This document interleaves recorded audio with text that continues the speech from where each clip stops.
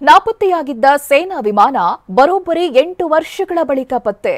ಕನ್ನಡದ ಯೋಧ ಸೇರಿ 21 ಸೈನಿಕರು ವೀರಮರಣ. ಆಳ ಸಮುದ್ರದಿಂದ ವಿಮಾನದ ಅವಶೇಷ ಹೊರತೆಗೆಯಲಾಗುತ್ತಾ? ಇದೆಲ್ಲವನ್ನು ನೋಡೋಣ ವಿಮಾನ ಪತ್ತೆ ನ್ಯೂಸ್ ಟಾಪ್ 9 ನಲ್ಲಿ.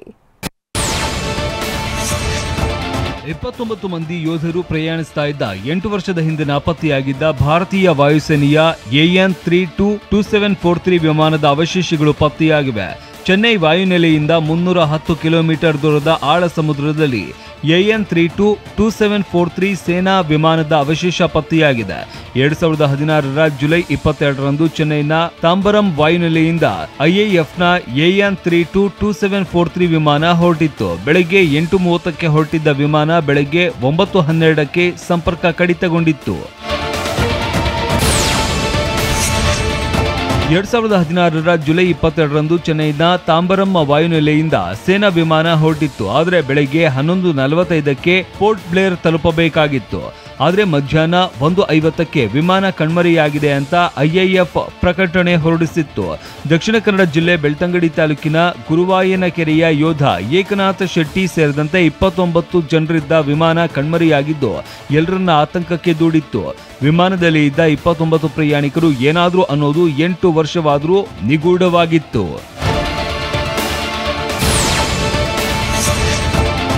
8 ವರ್ಷಗಳ ನಂತರ ಪತ್ತೆಯಾಗಿರುವ AN-32-2743 ಸೇನಾ ವಿಮಾನದಲ್ಲಿ ಕರ್ನಾಟಕದ ಯೋಧ ಏಕನಾಥ ಶೆಟ್ಟಿ ಇದ್ರು.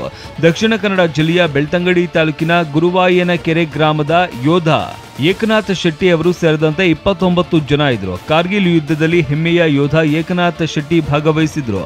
ಯೋಧ ಏಕನಾಥ ಶೆಟ್ಟಿ ಅವರ ಸರ್ವಿಸ್ ರೆಕಾರ್ಡ್ TV9ಗೆ ಲಭ್ಯವಾಗಿದೆ. ವೀರ ಯೋಧ ಹವಾಲ್ದಾರ್ ಏಕನಾಥ ಕೆ ಶೆಟ್ಟಿ ದಕ್ಷಿಣ ಕನ್ನಡ ಜಿಲ್ಲೆಯ ಬೆಳ್ತಂಗಡಿ ತಾಲೂಕಿನ ಗುರುವಾಯನಕೆರೆ ನಿವಾಸಿ.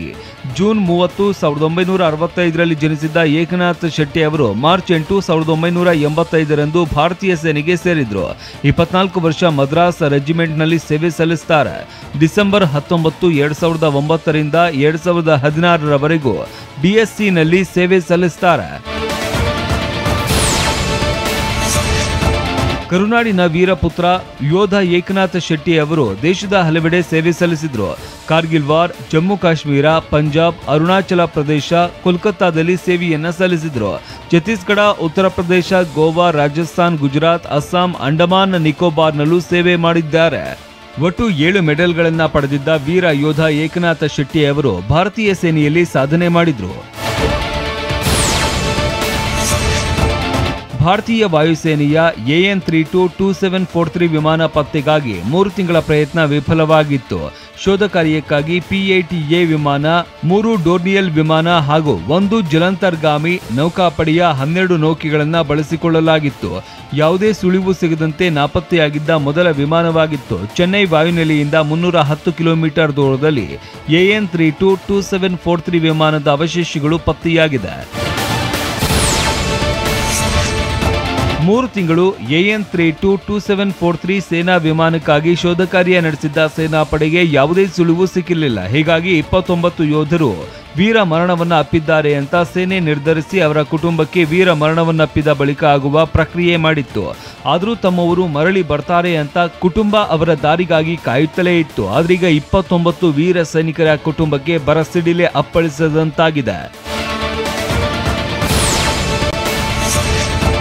ಏಕನಾಥ ಶೆಟ್ಟಿ ಪತ್ನಿ ಜಯಂತಿ ಹಾಗೂ ಮಕ್ಕಳಾದ ಆಶಿತಾ ಶೆಟ್ಟಿ, ಅಕ್ಷಯ್ ಶೆಟ್ಟಿಯನ್ನ ಅಗಲಿದ್ದು ಕುಟುಂಬಕ್ಕೆ ಬರಸಿಡಿಲು ಅಪ್ಪಳಿಸಿದಂತಾಗಿದೆ. ದಕ್ಷಿಣ ಕನ್ನಡ ಜಿಲ್ಲೆಯ ಬೆಳ್ತಂಗಡಿ ತಾಲೂಕಿನ ಗುರುವಾಯನಕೆರೆ ಗ್ರಾಮದಲ್ಲಿ ನೀರವ ಮೌನ ಆವರಿಸಿದೆ. ವೀರ ಯೋಧ ಏಕನಾಥ ಶೆಟ್ಟಿ ಬರುವಿಕೆಗಾಗಿ ಕಾಯ್ತಾ ಇದ್ದ ಕುಟುಂಬ ಕಂಗಾಲಾಗಿದೆ. ಎಲ್ಲ ನಿರೀಕ್ಷೆಗಳು ಇದೀಗ ಹುಸಿಯಾಗಿದೆ. ಇನ್ನು ಇವತ್ತು ವಿಮಾನ ಪತ್ತೆಯಾಗಿದ್ದನ್ನ TV9ಗೆ ವಾಯುಸೇನೆಯ ಉನ್ನತಾಧಿಕಾರಿಗಳು ದೃಢೀಕರಿಸಿದ್ದಾರೆ. ಇನ್ನು 8 ವರ್ಷದ ಬಳಿಕ ಹೇಗೆ ಪತ್ತೆ ಆಯಿತು ಅನ್ನೋದು ತಿಳಿದು ಬರಬೇಕಿದೆ. ಆದರೆ AN-32-2743 ಸೇನಾ ವಿಮಾನದ ಅವಶೇಷಗಳನ್ನ ಸಮುದ್ರದ 3.4 ಕಿಲೋಮೀಟರ್ ಆಳದಿಂದ ತೆಗಿತಾರಾ ಅಥವಾ ಅಲ್ಲೇ ಬಿಡ್ತಾರಾ ಅನ್ನೋದು ಕುತೂಹಲ ಇದೆ.